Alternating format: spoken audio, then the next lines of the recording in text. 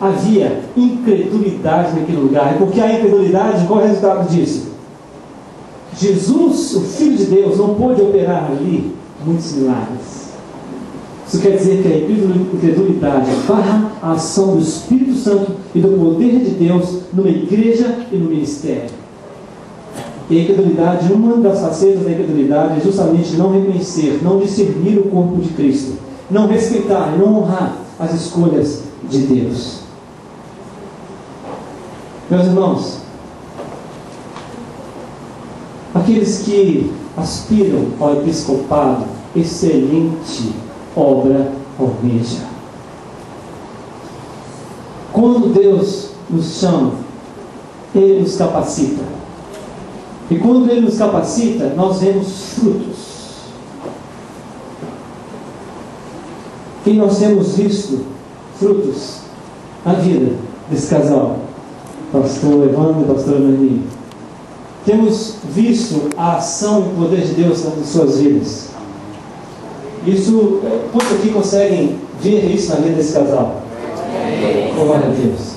Queridos, diante disso que nós estamos falando aqui, todos vocês, quantos aqui não frequentam esta igreja? Se você frequenta outra igreja, levanta sua mão. Glória a Deus, aleluia. Meus irmãos, pratiquem isso nas suas igrejas.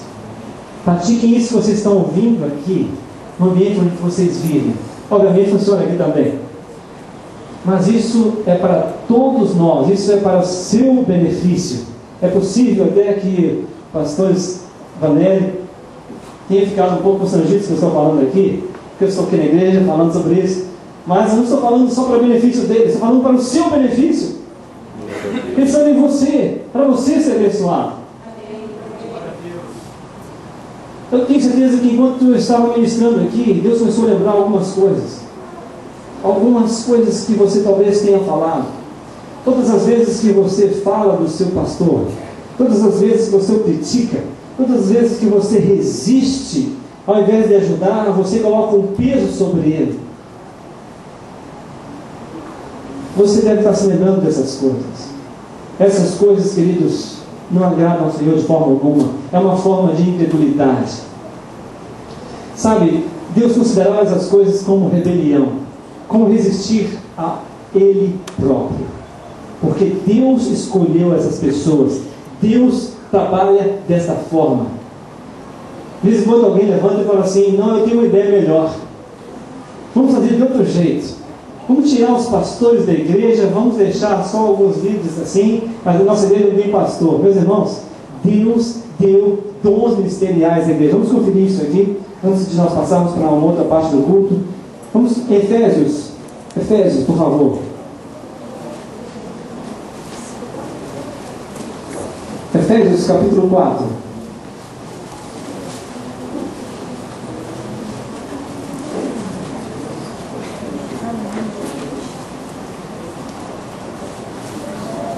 Efésios capítulo 4.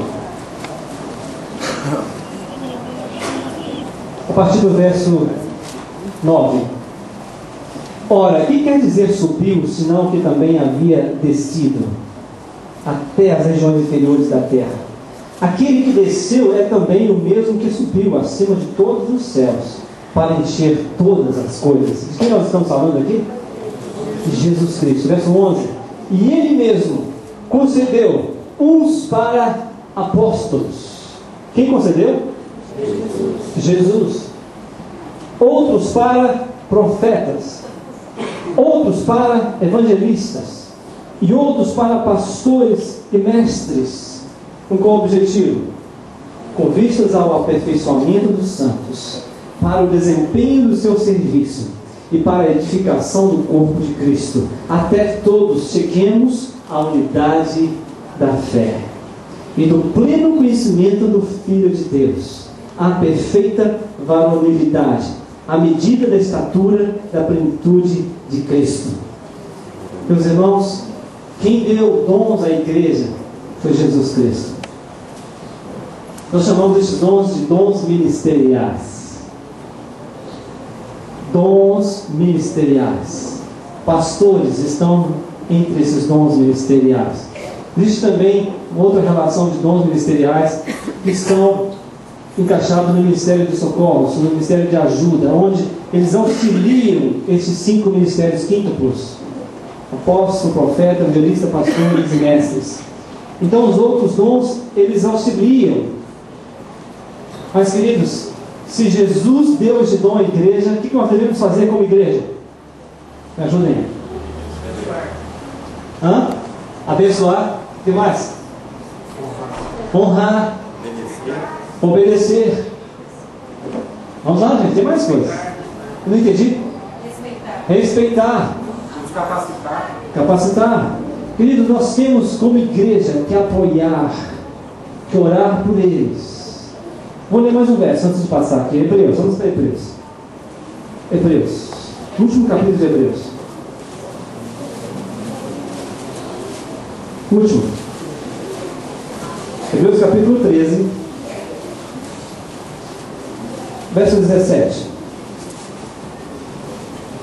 Hebreus 13, 17.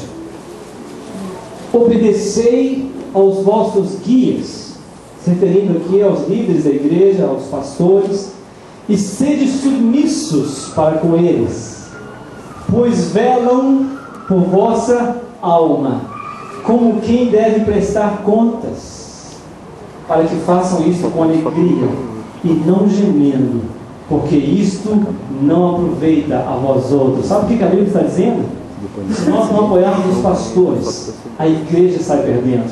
O Espírito Santo não vai se mover lá como ele poderia não se mover. Vocês vão ter aqui na frente 1/5 do pastor, porque ele gasta um tempão fazendo sozinho, trabalhando com resistência, sem o apoio, sem a oração, sem a ajuda, o auxílio dos irmãos. Meus irmãos, é para o seu proveito, para o seu benefício, que você apoie, que você obedeça, que você se submeta à liderança pastoral, mas que você honre esses homens e mulheres de Deus. Eu não sei se eu consegui passar esse ponto, meus irmãos, mas eu vim aqui no meu coração querendo passar para vocês. Vocês honrarem as escolhas de Deus na igreja. Deus vai mudar a igreja. O vento do Espírito vai soprar como nunca soprou antes. Amém. E você pode ser uma bênção, ser uma porta para Deus abençoar a igreja, mas você também pode ser uma resistência. Você pode também ser um ponto de contágio na igreja, onde a igreja fica estagnada, se torna um peso. Deus quer se mover, mas não pode, porque seus princípios não estão sendo acatados. Gostaria que você fechasse os seus olhos agora, se estiver. Santo é o nome do Senhor. Feche os seus olhos, se estiver. Meus irmãos, é um momento de examinarmos a nós mesmos. Foi como eu comecei a ler aqui. Cada um examina a si mesmo.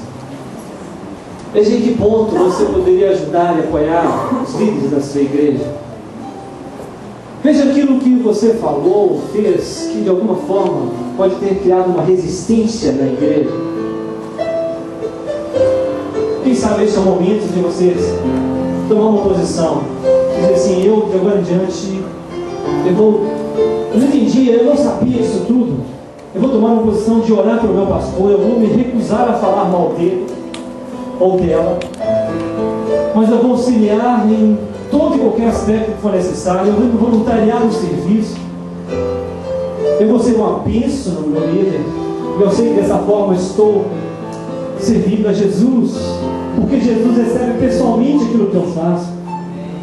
A minha relação com os meus pastores, com os meus líderes, eu vou querer abençoar os meus líderes, meus pastores. Se houver uma votação na minha igreja, eu vou votar para abençoar os meus pastores em todas as áreas, inclusive na material. Eu quero ser uma bênção, eu quero ser um canal de bênçãos. E aquelas vezes que eu falei, que eu abri minha boca e ofendi esses líderes, eu me arrependo agora em nome de Jesus.